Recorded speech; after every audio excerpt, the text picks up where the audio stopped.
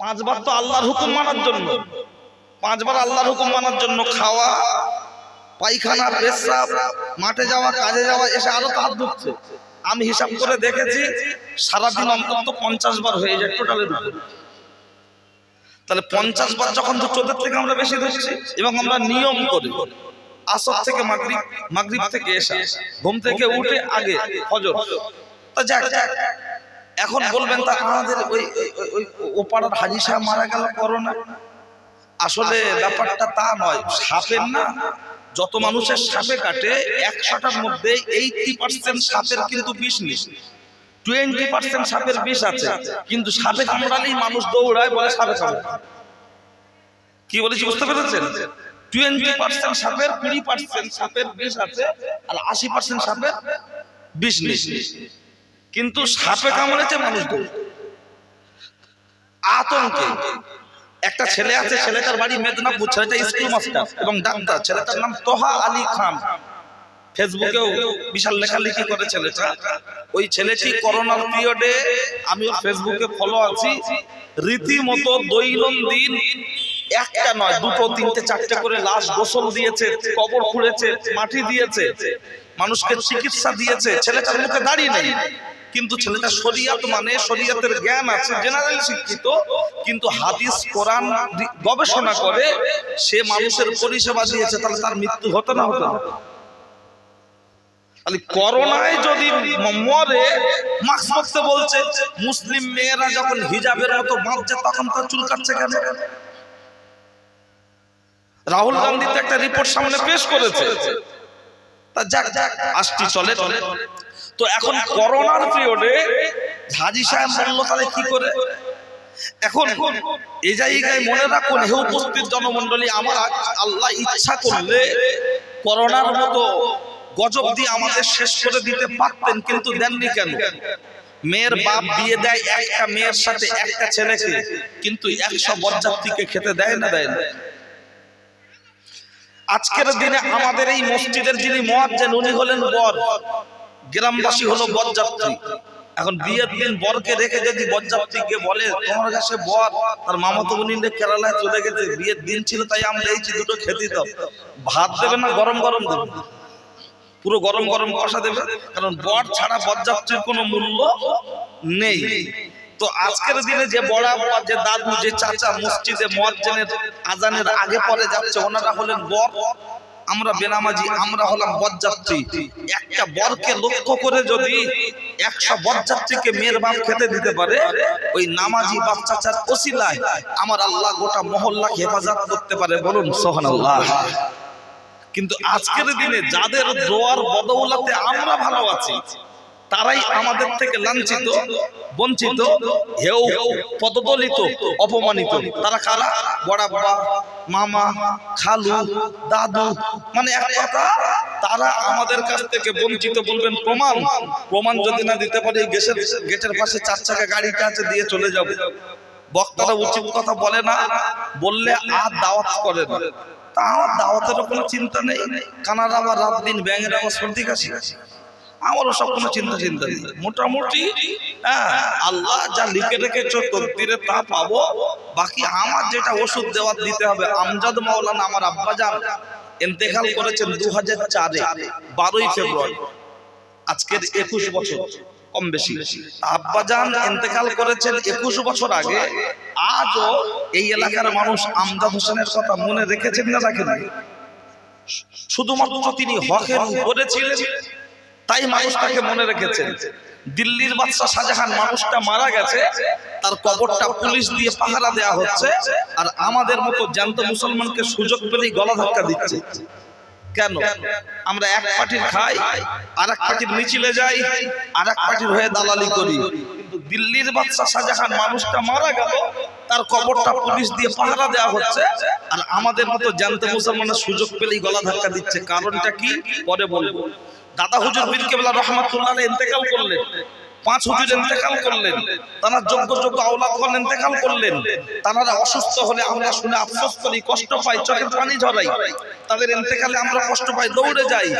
তারা আর আমাদের লোকের মরণ খবর শুনলি বলে ও মরেছে, যদি আরো 6 মাস আগে মতো গ্রামটা একটু শান্তি থাকতো। কেন?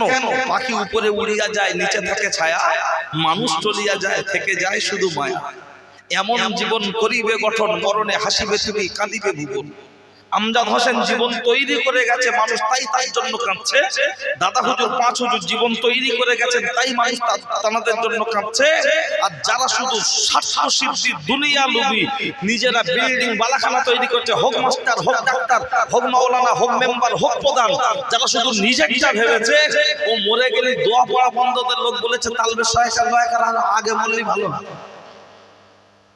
আর যারা সমাজকে নিয়ে ভেবেছে, যারা দেশকে নিয়ে ভেবেছে, তারা মরে গেলে ভ্যানওয়ালা হতে পারে, রিক্সাওয়ালা হতে পারে, মুটেওয়ালা হতে পারে, টোটোওয়ালা হতে পারে, গ্রামের আম পাবলিক হেবলো খেবলো নেলো ভুলো হতে পারে, কিন্তু সে মারা গেলেও যদি তার মধ্যে সততা থাকে, মানুষ তার কথা ভেবে অন্তত দু ফোঁটা চোখের পানি ফেলেছে, আফসোস করেছে। কথা ঠিক কি না? তো 2 ঘন্টার জন্য এসেছি, আখিরাত নষ্ট করতে আসেনি। কেবল সমাজে যে রোগ, সেই ট্রিটমেন্টটা ঠিকঠাক দেওয়ার জন্য এ পর্যন্ত আসা। আর হাজামের দেখলে কেউ খুশি হয় না, বাড়িওয়ালা ছাড়া। বাচ্চাটা তো হাজামের দেখলেই রেগে যায়। হ্যাঁ, হাজাম যখন ওর নানা গা হাত বুড়োচ্ছে, বাচ্চাটা নানা বলছে কি বলছে, আমার ভয় লাগে, কিচ্ছু হবে না, একটুখানি কাটবে। তা যেই হাজামের ওই ব্যাগ দেখলি ভয় লাগে, এটা ভয়ঙ্কর ব্যাপার। তা যেই ব্যাগটা রেখেছে, বাচ্চাটা দেখে দৌড়াচ্ছে, নানা বলছে দাঁড়া, দাদা বলছে দাঁড়া, খানিকটা ছুটে গেলে পড়ে গেছে, নানা গায়ে ধুলো ঝাড়ছা বলছে ছোটে একটুকুনি লাগবে, পিঁপড়ে কামড়। বাচ্চাটা কেঁদে কেঁদে বলছে, ও বুড়ো, তবে আমার না দে তোর দিক। বলছে দুঃশালা, তাই আবার হয়? কেন হবে না? বলছে আমার হয়ে গেছে। তাহলে মুসলমানি দেওয়া সুন্নাত, আমরা নবীর উম্মত, তখন দেখাচ্ছি হিম্মত। বাচ্চাটাকে এমন ভাবে ধরে হাজামের সামনে হাজির করছি যেন মনে হয় কুরবানি ষাঁড় ফেলছে। অথচ বাড়ির পাশে মসজিদ, মোড়ের মাথায় জুয়া খেলা হচ্ছে, ক্যারাম বোর্ডে জুয়া, লুডুতে জুয়া, তাসে জুয়া, পিট্টুতে জুয়া। তার বেলা বলে না এমনি নামাজ পড়তে যা, ওর বাপও বলছে খেলা করছে, খেলা কর ঘরে। ওর বাপও শুক্রবার ছাড়া পড়ে না, আরে এই ঈদ ছাড়া পড়ে না। তো ও দেখছে আব্বা এখন যায় না, আমি এখন যাব কেন? তার বেলা আমাদের হিম্মত নেই। আমাদের হিম্মত শুধু মুসলমানি, কুলখানিয়া, সবরেখানি। বাপ মরে গেলে খানা করতে হবে। এখন নতুন করে আবার এই রাস্তা চালু হচ্ছে, একটু গোশ কষা, একটু আলু কষা। হ্যাঁ, অথচ বাপ জানতে থাকা অবস্থা ডাক্তার দেখায়। মা সুগারের ওষুধ খায়, কিনে দেওয়ার পয়সা নেই, মরে গেলে মিলাদ দিচ্ছে, খানা করছে। গ্রামের লোক বলছে তোর আব্বা মরে গেলে খানা করতে, মানে যে বলছে ও গিলবে। অথচ কলমাখানির সময় থাকে কজন? 20 জন, আর খাওয়ার সময় খায় 200। কলমাখানিতে যারা কলমাখানি পড়ছিল, দোয়া টোয়া হয়ে যাওয়ার পরে বলছে জোহরের আজান দিয়েছে, নামাজটা পড়ে আসে, আমি খাবো। এরা নামাজ পড়তে যেতে, আর বেনামাজি কটা বগলের চুল কাটে না, 3-4 বছর, ওরা প্রথম চোখে খাচ্ছে। আল্লাহ একটা টুপি নি পকেটে, ওরা প্রথম খাবে। ঠিক আছে, 3-4 বছর বগলে চুল কাটেন। যদি বিশ্বাস না হয়, রাস্তায় যখন ঘুরে গেল, হাত উঁচু কর, দেখবে বট গাছের শিকড়ের মতো 2 রকম কালার, গোড়ায় একরকম, আগায় আগায়। তাহলে শুরুমে যদি এই থাকে, গুডাউনে কি আছে? বাকিটা তো ইতিহাস। ও গ্রামের বাপটা ছাড়া যারা গোসল দেয় মাইয়ের মারা গেলে, ওরা সব জানে। ওরা তখন আর কালিকাতলায় থাকে না, ওরা তখন বাসন্তী সুন্দরবনে থাকে। কিন্তু মৃত্যু মানুষের কথা কার কাছে বলবে, বলার নেই। চুপচাপ থেকে যে গোসল টোসল দিয়ে পরিষ্কার টরিষ্কার করে মাটিটা দিয়ে। অথচ ওই মারতে এসেছিল কার? জানাজা গোসল দিচ্ছে যার, যে তাকে মারতে এসেছিল এই লাশ। ঠিক আছে, চলেন রূপরেখাটা তৈরি করি। মোটামুটি মানুষ এসছে, এই মানুষ থাকলে কি আপনাদের অসুবিধা লাগছে নাকি? আমি একটু গল্পের ছলে বলি, বুঝলেন, বেকার হ করে কি করব। তা মোটামুটি চেলি চামড়া কাটাটাকে একটু পিটে নিয়ে, যাতে ফেটে না যায়। চামড়া ফেটে গেলে তো বেকার, ওই জন্য আগে একটু পিটে নিচ্ছি। ঠিক আছে, তারপর যা আছে কপালে হয়ে যাবে সকালে, ছেঁড়া খেড়া বগলে, টেনশনের কিছু নেই। চলুন ভাই ও বাবাজি, আমার বক্তব্য সূচনা লগ্নে বলে দিই, অনেক শুনেছেন, তারপরেও বলছি।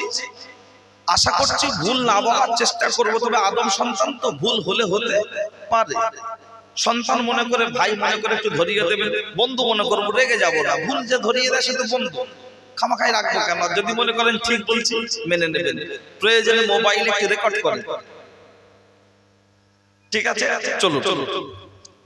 আলহামদুলিল্লাহ আল্লাযী আনআমা আলাইনা ওয়া হাদানা ইলা দীনিল ইসলাম। আল্লাহ পাক রব্বুল আলামিনের দরবারে অসংখ্য শুকরিয়া, আমি যে সময় মাইকে মুখ দিয়েছি এই সময় একদল মানুষ আছে রাস্তায়, আরেক দল মানুষ আছে শয়তানি ধান্দায়। কেউ আছে গাড়িতে, আবার কেউ আছে বাড়িতে, কেউ আছে বাড়ির খাটে, কেউ আছে আপনাদের এই হাটে। আমরা কিছু মানুষ বসেছি মসজিদের মাঠে। আমার আল্লাহ তাদের মধ্যে থেকে বাছাই করে ছাঁটাই করে সুস্থ শরীরে জীবিত অবস্থায় এই বেহেশতের বাগানে বসিয়েছেন। এর জন্য শুকরিয়া স্বরূপ বলি আলহামদুলিল্লাহ। খুব জোরে বলতে হবে না, সবাই মিলে বলি। কি বলেছি বুঝতে পারছেন? জোরে বললো আল্লাহ শুনতে পাবে, আস্তে বললে শুনতে পাবে। আমি গীতাঞ্জলি ঘর দেওয়ারও কেউ না, আর বেকার ভাতা দেওয়ারও কেউ না, ঠিক আছে? মোটামুটি একটু হক আদায় করে বলতে হবে, যাতে আপনার বাহ্যিক দিকটা আল্লাহ দেখবেন না, আপনার মনটা দেখবেন। সুতরাং কার ফাঁকি দেবেন, দিদির ফাঁকি দেবেন না দাদার ফাঁকি দেবেন, ব্যাপার আপনার। তারপরে পরেই যে ব্যক্তিকে লক্ষ্য করে সৃষ্টি জগতের শুভ সূচনা, ওই ব্যক্তিটাকে বলা যেতে পারে সৃষ্টি জগতের সভাপতি, মক্কার জ্যোতি, মা আমিনার বাতি, মরুদুলাল নবী মুহাম্মদ রাসূলুল্লাহর প্রতি অসংখ্য দরুদ ও সালাম বর্ষিত হোক। সকলেই বলি সাল্লাল্লাহু আলাইহি ওয়াসাল্লাম। পর কথা, প্রথমত এখানে আমি আপনাকে কেন বসবেন সে সম্পর্কে বলেছি। রবিউল আউয়াল উপলক্ষে জলসা নিশ্চিত আমি আপনাকে নবীর জীবনী শোনাবো। তবে আমি অন্যান্য বক্তাদের মতো টানা ঝাড়া 2 ঘন্টা জীবনী শোনাতে পারি না। আমি চেষ্টা করব আখ যেমন আগের লোক কিনে চিবিয়ে খেত 10 বছর 12 বছর আগে, এখন কিন্তু আখ চিবিয়ে খায়, এখন গ্লাসে খালি বলছে কত করে, বলছে 10 টাকা, বলছে 2 গ্লাস দে, ঠেকিয়ে দিল হলাটে, চলে গেল চেমচে। কাজ কম হোক বেশি হোক, এই মুরব্বী যারা বসে আছে আমাদের মতো বয়স, ওনারা গ্যাস কি জিনিস জীবনে বুঝতো? গ্যাস বুঝতো না। কেন বলেন তো? লঙ্কা হলুদ সব বাটা, আর এখন আদা রসুন তখনও সব বাটার। এখন কি হচ্ছে? কি হচ্ছে? মিক্সচার। হ্যাঁ, মিক্সচারে হচ্ছে সব, মানে সব জিনিসটা সহজে হোক, তাতে রোগ হোক, কলেরা হোক, বাষ্পরোগ যাওয়াই হোক, মোটামুটি সহজে দরকার। তো আমিও আপনাকে মোটামুটি লম্বা টেনে টেনে বোঝাবো না, আমি জায়গা মতো ঠিক কেটে কেটে জিসটা তুলে সে জায়গায় দেওয়ার চেষ্টা করব। চলুন আলোচনা। বর্তমান সমাজ ব্যবস্থায় চলছে চাই না, সে কিন্তু আমাদের চায় না। আমরা তাকে ছাড়ি না, পকেটে ছাড়া রাখি না, তাকে ছাড়া বাঁচি না, যার নাম মোবাইল। এই যে কি জিনিস মুসলমানদের ইমানটা করে দিচ্ছে ফিনিশ, শেষ। যদি বলেন কেমন? দয়াল নবী বলেছেন মোবাইলের রিংটোন, গান বাজনা, টিভি সিডি এগুলো হলো শয়তানের ঘন্টা। ভিতরে আছে ঈমান নামক একটা পাঁচিল।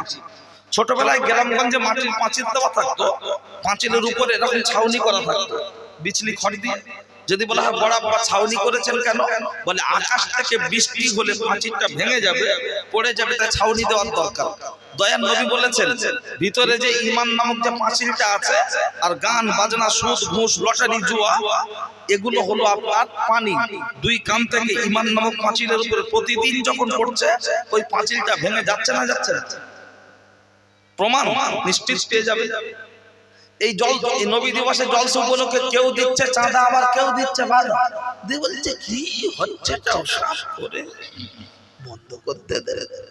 অথচ পার্টির মিটিং যখন হয় ওকে বলে যেতে হবে, কিন্তু না গেলে হবে না। আর জলসা মিলাদের কথা বলছে কি হচ্ছে, কি বলবে জানি না। তা মিটিং এ ডেকে কি বলবে আমরা জানি না, সে তো জানি। ওখানে যাচ্ছ আর জলসার কথা বললি, তখন চাঁদা দিতে গেলি সমস্যা, তখন বস্তি বললি সমস্যা। বলছে সব জানি। তা সব যখন জানি, গোসলের ফরজ কটা বল? বউ মরে গেছে, জামা তুই পড়া। তখন বলছে না, ও নাকি সব জানে, তা পড়া তা হবে না। তো বর্তমান সময়ে দাঁড়িয়ে 2025 সালে দাঁড়িয়ে দিনের মজলিসে বসার দরকার আছে কি না, এটা বোঝানোর জন্য ওই মোবাইলে গান, গজল, ওয়াজ, যাত্রা, কাওয়ালি, ফাংশন সবকিছু রেখে মাঝে মধ্যে ওটা কম্পিউটারে দিয়ে বলছে সফটওয়্যার মেরে দাও। তো বলছে কেন রে? বলছে আমাদের দেব পা তুলেছিল, পা নামছে না, সেট হ্যাং করে দেড় গেছে। সফটওয়্যার আপডেট করে বাড়িয়ে এনে বলছে কখন খাবি কি দেখবি আর লুচির মতো বলবি, ঝাঁঝে মাঝে খোদার কথা শুধু ক্যামেরা। এ বলছে ছবি কিন্তু আমার আল্লাহ বলছেন বান্দা যে জিনিসগুলো নিয়ে তোমরা পাগল হচ্ছ, ল্যাপটপ, কম্পিউটার, গাড়ি, বাড়ি, নারী, এটা পৃথিবীর মধ্যে নামি দামি নয়। তাহলে নামি দামি কোনটা? আমার আল্লাহর কোরআন বললেন সেটা লাকাদ খালাকনাল ইনসানা ফি আহসানি তাকবীর। টোটাল পৃথিবীর মধ্যে যা কিছু পাঠানো হলো এর মধ্যে সবচাইতে নামি, সবচাইতে দামি, তার নাম হলো মানুষ। আল্লাহ আমাদের দিয়েছেন আক্কেল জ্ঞান হোশ, আমরা কাজ করছি হয়ে বেহোশ। আমরা মানুষ যখন নামি, মানুষ যখন দামি, সামান্য ৫,০০০ টাকা মোবাইলের যদি চিপ থাকতে পারে, এই মানুষ নামক মোবাইল এর চিপ আছে না নাই? থাকাটা তো স্বাভাবিক ব্যাপার। শুধু যদি বলি আছে, পাবলিক বলবে মরহুম মাওলানা আমজাদ হোসেন সাহেব ফুরফুরা শরীফ মসজিদের ইমাম ছিলেন, বাংলার একজন বিখ্যাত বক্তা। আর তার ছেলে সাদ্দাম হোসেন সিরিজ কাঠের তক্তা ওয়াজ করেছে, অল্প হয়ে গেছে গল্প। তার জন্য এখন বলবো হাদিস, আগে বলেছি কোরআন। অবশ্যই প্রমাণটা নিয়ে নেন। ও মা, চাচি, খালা, শুনছো রাতের বেলা, কানটা করবে জ্বালাপালা। আল্লাহর নবী বলেছেন, আল্লাহর নবী বলেছেন ইন্না ফিল জাসাদি লামুদগাতুন ওয়া ইজা সালুহাত সালুহাল জাসাদু কুল্লুহু ওয়া ইজা ফাসাদাত ফাসাদাল জাসাদু কুল্লুহু আলা ওয়াহিয়াল কলব। মানব দেহের মধ্যে এক টুকরো গোশতের পিণ্ড আছে যেটার নাম হলো হৃৎপিণ্ড, আছে না নাই? ওইটার নাম হলো কলব, ওইটার নাম হলো মেমোরি, ওইটার নাম হলো চিপ। ওইটা যার হবে কালো, জলসার দিনে রাস্তায় রাস্তায় ব্যস্ত থাকবে বলো। ওইটা যার হবে কালো, কুটুম বাড়ি এসে গিলে বসে থাকবে বলো। ওইটা যার হবে কালো, জলসার দিনে চায়ের দোকানে আড্ডা দেবে বলো। ওইটা যার হবে সাদা, কুটুম বাড়ি গিলে বসে থাকলে বিবেক দেবে বাধা। ওইটা যার হবে সাদা, রাস্তায় রাস্তায় ঘুরলে বিবেক দেবে বাধা। ওইটা যার হবে ভরসা, দিনের মজলিসে বসলে পাবে অনেক ভরসা। ভরসা পেতে পেতে এমন একটা জায়গা আমার আল্লাহর তরফ থেকে ওই বান্দার কপালে লিখে দেয়া হবে, দিস ইজ এ সুপারম্যান। তুমি হলে আল্লাহর মাহবুব বান্দা, তুমি হলে আল্লাহর ওলি বান্দা। এখন আমার জিজ্ঞাসা হলো, ও ছেলেরা, জামা ময়লা হলে সেটাকে সার্ফে ডুবিয়ে কাচতে হয়, গাড়ি খারাপ হলে তাকে গ্যারেজে দিতে হয়, মোবাইল খারাপ হলে তাকে সার্ভিস সেন্টারে দিতে হয়, সর্দি কাশি ডায়রিয়া কলেরা হলে হসপিটাল ডাক্তারখানায় ট্রিটমেন্ট করতে হয়। এই হৃদপিণ্ড নামক যে কল, এই যে মেমোরি, এর যে রোগগুলো আছে, পৃথিবীর কোন হসপিটালে কোন ডাক্তারখানায় ট্রিটমেন্ট করবেন? বলবেন সাদ্দাম হোসেন, এর আবার কি রোগ থাকতে পারে? নিশ্চিত এর রোগ রয়েছে। বলবেন এর আবার কি রোগ? অনেকগুলো রোগের মধ্যে একটি রোগ হলো যেটা আমার আল্লাহর কোরআন বললেন সেটা। আমার আল্লাহর কোরআন জানিয়ে দিয়েছেন, আমার আল্লাহর কোরআন জানিয়ে দিয়েছেন, আকিমুস সালাত ওয়া আতুজ যাকাত, তোমরা নামাজ কায়েম করো, পাশাপাশি যাকাত প্রদান করো। নামাজ রোজা কেউ কোনোদিন করো না কো কাজা, যদি করো কাজা কবরে গেলে পেতে হবে সাজা। নামাজ রোজা ইমানদার মুসলমানের জন্য খুবই সোজা, কিন্তু দুঃখের সাথে বলতে হয় আজকের মসজিদগুলোতে বেশি নামাজ পড়ছে কারা? এই মুরব্বি বাচ্চা যারা, মধ্যম বয়স যাদের, নামাজ পড়ছে তারা। আর জন যুবক যারা মসজিদে বেশি নামাজ পড়তে যায় না তারা, তাদের যদি হাত ধরে বলা হয় ভাই চল্লা মসজিদে নামাজ পড়তে যাই, তখন বলছে দাদু তোমার কাটে কাটে বাত, কোমরে কোমরে বাত, উঠতে গেলে লাঠি, বসতে গেলে মাটি, জীবনটা করতে হবে খাঁটি, কবরে গেলে জায়গা দেবে মাটি, মজবুত হবে ঘাটি।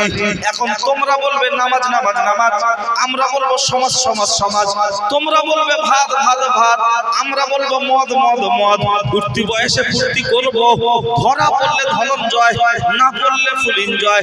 আমাদের জন্য আবার নামাজটা কিসের?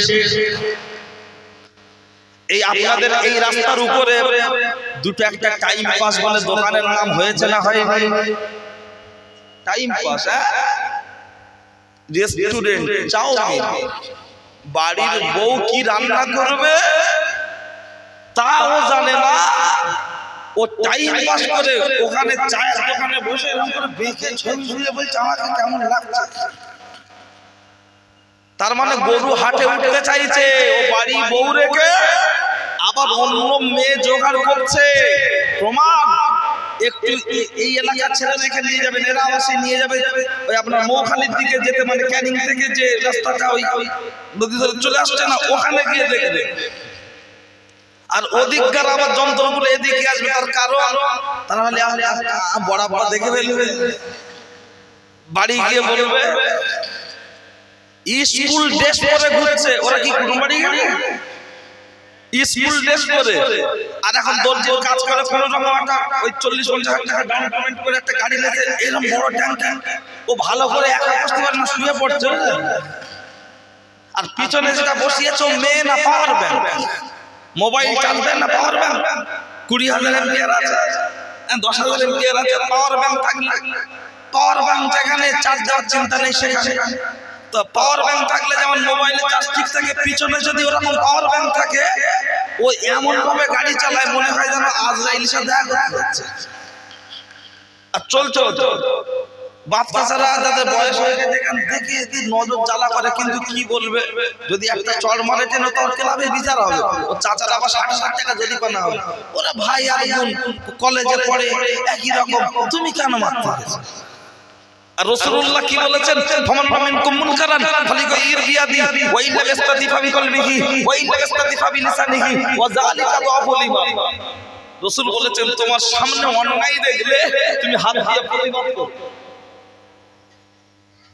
কিন্তু প্রতিবাদ যদি ইমাম সাহেব যদি করে, ইমাম সাহেবের চাকরি থাকবে বলবে তুমি জানলেই কোন গতি সেই করে ইমামতি, 3,000 টাকা ভাতা, 3,000 টাকা আমরা দিই, তুমি আমরা ইমাম নামাজ পড়াবে বাড়ি যাবে, কে কি করছে তোমাদের। প্রতিবাদ কে করবে? মেম্বার, অত সহজ না, ভোট কেটে যাবে। প্রধান, অত সহজ না, ভোট কেটে যাবে। এমএলএ এমপি, অত সহজ না, প্রতিবাদ করবে ওই 6,000 টাকার মাইনে ইমাম মেম্বারে দাঁড়িয়ে, অল্প হোক কম হোক বেশি হোক প্রতিবাদ করার দায়িত্ব তার, কম হোক বেশি হোক তিনি প্রতিবাদ করছেন। কিন্তু দুটো একটা মসজিদ কমিটি আবার কিছু সূক্ষ্ম ঢুকে গেছে, তো ইমাম সাহেব এসব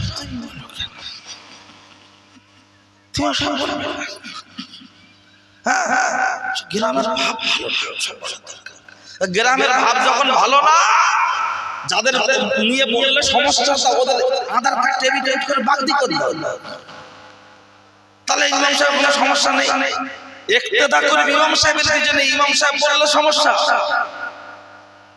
গ্রামের জমি জায়গার গন্ডগোল বিচার করবে মেম্বার প্রধান, কেন বলে আমার বুথের মধ্যে, আর তুমি আমার মহল্লার মুসল্লি আমার পিছনে ইক্তেদা করো, তোমার ইমানের সমস্যা আমি বলবো না। ঠিক আছে চলে, কি অসুবিধা লাগছে নাকি? জমি 2 চাষ দেবো, 2 চাষ, হ্যাঁ, চারিদিকে অবশ্য ধান রোয়া হয়ে গেলে তখন ট্রাক্টর ঢুকবে, ওই জন্য একবার ঢুকেছি 2 চাষ দিয়ে বেরোবে, বুঝলে? তারপরে যা আছে কপালে হয়ে যাবে। সকালে ছেড়া খাতা বগরে পাশে বসে আছে মাওলানা ওয়াকিবুল্লাহ সাহেব, আমি তাকে বড় ভাই হিসেবে আজকে বহুত আগে যখন আমি ফুরফুরাই বাচ্চা ভাইকে, তখন আমি আমার সাথে ওনার ঘনিষ্ঠতা ছিল না কিন্তু আন্তরিকতা ছিল, কারণ আমি যেহেতু একজন আলেমের সন্তান সেই হিসাবে উনি আমাকে খুব মহব্বত করতেন আলেমের সন্তান হিসেবে। আর আমার ওনার ফেসটা খুব বেশি মনে পড়ে শিক্ষক দিবসের দিন, উনি একদিন আমি যে ক্লাসে পড়তাম সেই ক্লাসে ক্লাস নিতে এসেছিলেন। আমার সেই দিনের মানে ছায়াটা মানে একটা প্রতীক ছবি চোখের সামনে ভাসে। ওনার একজন বন্ধু ছিল হানিফা ভাই, বাসুরডাঙ্গার দিকে পড়ে সংগ্রাম। তো আমার এই দুজনের ওই স্বাধীন শিক্ষক দিবসের দিন ওনারা ক্লাস নিতে এসেছিলেন। তো সেদিনকার ওই ছবিটা আমার যখন ফোন করেন তখন আমার সামনে যাবে ছবিটা ভাসে। তো আমি ওনাকে ফোলানোর জন্য বলছি না, আমি ভুল বললে নিশ্চয়ই একটা বললে পরে তো ওনাকে জিজ্ঞাসা করতে পারবে যে সব বলেছে সব ঠিক। হাদিস কোরআনে নেই এরকম কোনো কথা নেই, আমরা বলতে পারি না, এটা আমাদের ব্যর্থতা অযোগ্যতা। এই যে নেতা মন্ত্রীদের গাড়ির সামনে যে সিগন্যালটা চলে, সিগন্যালটা পিপা টোটা টোটা আওয়াজ হয় না, এর উৎসটা কোথা থেকে পাবে? এর উৎস কোরআন শরীফের সূরা ইউসুফের তাফসীরে আছে। বলবেন কি বলছেন এই সব কথা আছে? হ্যাঁ, জীবনের প্রথম মিছিল করেছিল কে জানেন? বলবেন হুজুর আপনি আমার মিছিলের কথা বলছেন? হ্যাঁ, জীবনের প্রথম মিছিল করেছে হযরত ওমর। সেই মিছিলের স্লোগান ছিল কি? আল্লাহু আকবার। হযরত ওমর বলছেন ইয়া রাসূলুল্লাহ মিছিল করব। আল্লাহর নবী বললেন ইসলাম সবে শুরু, এখন লোকজন নেই, মিছিল করবে, মিছিল করলে তো লোক দরকার।